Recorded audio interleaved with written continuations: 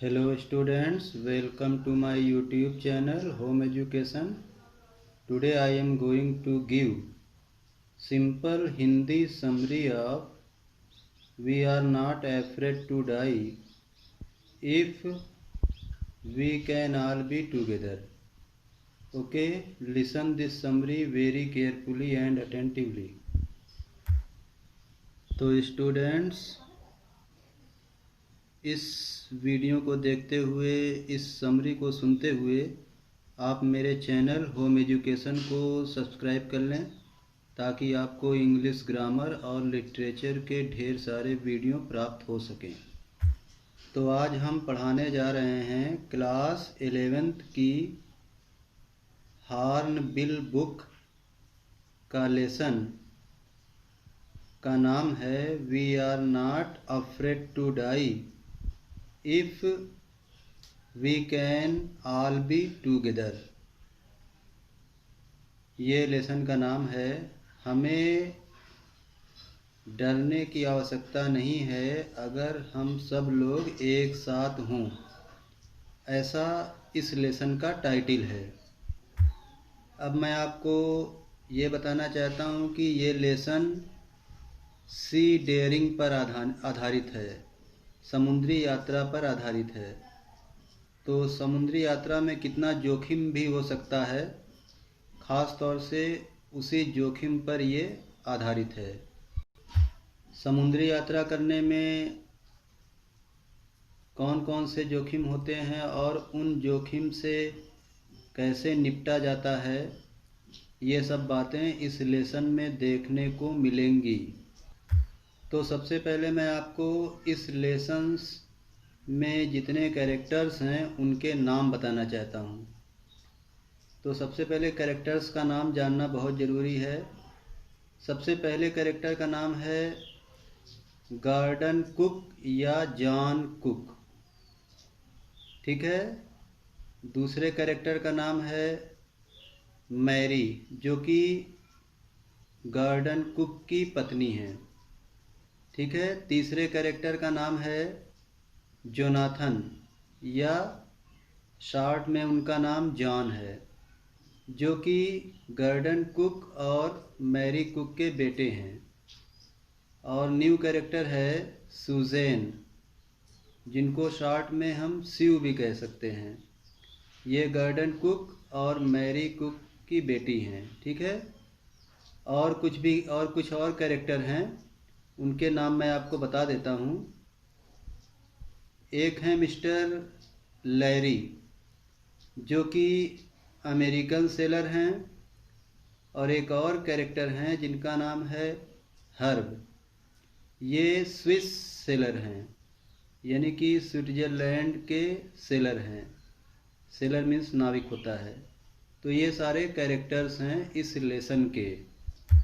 एक ख़ास बात आपको ये बताना चाहता हूँ कि 200 ईयर्स एगो, 200 साल पहले एक शिप जर्नी हुई थी, और उस शिप जर्नी को फिर से मिस्टर गॉर्डन कुक, उनकी पत्नी, बच्चे और उनके साथी सेलर्स सब लोग साथ मिल कर के कुछ ऐसी ही जर्नी जो 200 साल पहले हुई थी उसी को दोहराना चाहते हैं, उसी की एक डुप्लीकेट जर्नी करना चाहते हैं। तो सी जर्नी के लिए आपके पास एक बड़ी शिप होना बहुत ज़रूरी है। तो इसके लिए राइटर ने, गॉर्डन कुक ने और उनके साथी लोगों ने मिल कर के एक शिप बनाई थी, तैयार की थी, जिसका नाम उन लोगों ने रखा है वेव वॉकर। ये उनकी शिप का नाम है। इसी शिप से वो एक बड़ी यात्रा करना चाहते हैं। राइटर, उनकी फैमिली और उनके साथी 2 सेलर्स, इन सब लोगों ने मिलकर अपनी यात्रा प्लाईमाउथ, जो कि इंग्लैंड में है, वहाँ से अपनी यात्रा शुरू की सी वोएज शुरू की, सी जर्नी शुरू की और वो आगे बढ़ते चले गए। तो उनका सबसे पहला जो प्रथम टारगेट हुआ, इन लोगों ने 105,000 किलोमीटर केप टाउन पास कर लिया और बड़े ही खुशी के साथ बहुत ही सफलतापूर्वक उन लोगों ने इसे पास कर लिया। ठीक है, याद रहे 105,000 किलोमीटर केप टाउन इन लोगों ने बड़ी खुशी के साथ पार कर लिया। ये इनकी जर्नी का पहला मिशन हुआ। फिर ये दूसरे दिन जब ये केप टाउन से निकले, आगे की ओर निकले, तो इन्हें बहुत ज़्यादा हवाओं का सामना करना पड़ा, तूफान का सामना करना पड़ा और लहरें 15 मीटर ऊपर से आ रही थी इनकी शिप पर, जो कि बहुत ज़्यादा खतरनाक थी। फिर 25 दिसंबर को इन लोगों की शिप साउथर्न इंडियन ओशन की ओर बढ़ गई, जो कि पूर्वी केप टाउन से 3500 किलोमीटर दूर थी। परिवार ने अपना नया वर्ष बड़ी खुशी के साथ शिप में ही मनाया। शिप में ही इन लोगों ने हैप्पी न्यू ईयर किया, सेलिब्रेट किया। लेकिन 2 जनवरी को समुद्र की लहरें बहुत ऊंची, बहुत आक्रामक और बहुत खतरनाक थी। समुद्र की लहरें इतनी खतरनाक थी कि वो शिप को डुबो देना चाहती थी, या शिप को तोड़ देना चाहती थी, या शिप को बर्बाद कर देना चाहती थी। राइटर को यानी गॉर्डन कुक को एक काम करना पड़ा। उन्होंने क्या किया कि लाइफ रैफ्ट ड्रिल को उन्होंने लाइफ लाइन बोट से अटैच किया, क्योंकि बहुत ज़्यादा खतरा था। याद रहे, उन्होंने लाइफ रैफ्ट ड्रिल को लाइफ लाइन बोट से अटैच किया और इन लोगों ने लाइफ सेविंग जैकेट भी पहनी, क्योंकि ऐसा करना बहुत ज़रूरी था, जान का खतरा बढ़ गया था। 2 जनवरी को ही शाम को 6 बजे इतना भयानक लहरों का विस्फोट हुआ कि इसने वेव वॉकर शिप को बिल्कुल हिला डाला, क्षतिग्रस्त करने की कोशिश किया। परिणाम ये हुआ कि शिप में कई खराबी आ गई। इसमें शिप कई जगह से दरार पड़ गई। शिप के पर्दे जो होता है, जो ऊपर पर्दा होता है, वो पर्दा भी नीचे की तरफ गिरने लगा, झुक गया, उसका डंडा टेढ़ा हो गया, शिप में पानी भरने लगा और शिप एक तरफ झुकने लगी, यानी कि डूबने लगी। तो जब शिप में पानी भर जाता है तो शिप को डूबने में ज़्यादा देर नहीं लगती है। तो फिर शिप में बहुत से पंप रखे होते हैं, ताकि पंप के द्वारा, हैंड पंप भी होते हैं और इलेक्ट्रिक पंप भी होते हैं, ताकि उन पंप्स के द्वारा पानी को बाहर की ओर फेंका जा सके। पाइप होता है, पंप्स होता है, तो इनकी सहायता से पानी को बाहर करना ज़रूरी होता है, नहीं तो शिप डूब सकती है। तो राइटर के जो साथी सेलर्स थे, जिनका नाम लैरी और हर्ब्स था, इन लोगों ने पंपिंग करना शुरू किया ताकि जल्दी जल्दी पानी को बाहर कर सकें।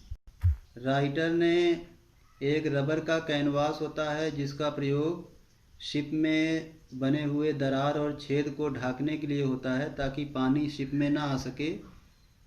तो राइटर ने कैनवास, एक प्रकार का रबड़ का पर्दा लगाना शुरू किया ताकि छेदों से पानी ना आ सके और शिप को सुरक्षित किया जा सके। लेकिन दुर्भाग्य से हैंड पंप्स जो थे, जो हाथ से चलाए जाने वाले पंप्स होते हैं, वो खराब हो गए, काम करना बंद कर दिए। और जो इलेक्ट्रिक पंप्स थे उनमें शॉर्ट सर्किट्स हो गए और जिसकी वजह से वो भी काम करना बंद कर दिए। यानी एक तो लहरों की मुसीबत, लहरें शिप के ऊपर पड़ी जिससे शिप में पानी भर गया, शिप में छेद हो गए, शिप थोड़ा फट गई, पर्दे गिर गए और ऊपर से दोनों पंप यानी हैंड पंप्स और इलेक्ट्रिक पंप्स में शॉर्ट सर्किट्स होने के कारण ख़राब हो गए। तो सोचिए कितनी मुश्किल की घड़ी थी। लेकिन ये बड़े खुशी की बात थी कि राइटर के पास एक और spare hand pump electric pump था जो कि पड़ा हुआ था, और राइटर ने उसको यूज किया और वो काम भी कर रहा था। 2 जनवरी की पूरी रात पंपिंग करने में, स्टीयरिंग करने में यानी शिप को चलाने में, और शिप की रिपेयरिंग करने में, और रेडियो द्वारा सिग्नल भेजने में, मदद के लिए रेडियो द्वारा सिग्नल भेजा जाता है, यही सब करने में 2 जनवरी की रात बीत गई। अब ऐसे में ये उम्मीद की जा सकती थी कि सबसे करीबी जो द्वीप हो या सबसे करीबी कोई जगह हो जहाँ पर शिप को रोका जा सके, जहाँ पर वो लोग शिफ्ट हो सकें, ऐसी कोई जगह तलाश करनी थी। तो राइटर की जो आखिरी होप थी, आखिरी उम्मीद थी, उसका नाम था आइल एम्स्टर्डम। वहीं पर ये अपनी शिप ले जा कर के रोक सकते थे। राइटर के जो बेटे जॉन और उनकी बेटी सिव दोनों बुरी तरीके से इंजर्ड हो चुके थे। सिव के माथे पर चोट लगी थी, स्वेलिंग हो गई थी, ब्लड आ रहा था, ब्लीडिंग हो रही थी, बहुत परेशान थी। लेकिन दोनों बच्चों ने अपने पिता को बिल्कुल ही कमज़ोर नहीं किया। उन लोगों ने अपने पिता के मनोबल को बढ़ाया, पिता का साथ दिया, और उन लोगों ने एक बात बोली और उसी का टाइटल लेसन है। और वो बात क्या है? We are not afraid to die if we can all be together. यानी हमें मरने का भय नहीं है अगर हम सब लोग साथ में हों। तो ये बहुत बड़ी बात है, इसी पर पूरे लेसन की टाइटल आधारित है। तो राइटर के बेटे और बेटी ने, जो कि इंजर्ड थे, फिर भी राइटर के मनोबल को कम नहीं किया, कम नहीं होने दिया। ये जो आइल एम्स्टर्डम था जहाँ पर राइटर जाना चाहता था, वहाँ पर वो पहुँच गया। यह एक वॉल्केनिक आइलैंड था। यहाँ पर लगभग 28 इन्हेबिटेंट्स थे जिन लोगों ने राइटर और उनके परिवार और साथियों को रिसीव किया, और इस तरह से इन लोगों की जान बच सकी। तो स्टूडेंट्स, इस लेसन से ये मैसेज मिलता है, ये मोरल मिलता है कि मुसीबत की घड़ी में हमें दिमाग लगाकर काम करना चाहिए, और इससे हम मुसीबत को टाल सकते हैं, और अपना साहस कभी नहीं छोड़ना चाहिए। तो इससे हम मुसीबत को टाल सकते हैं और सफल हो सकते हैं।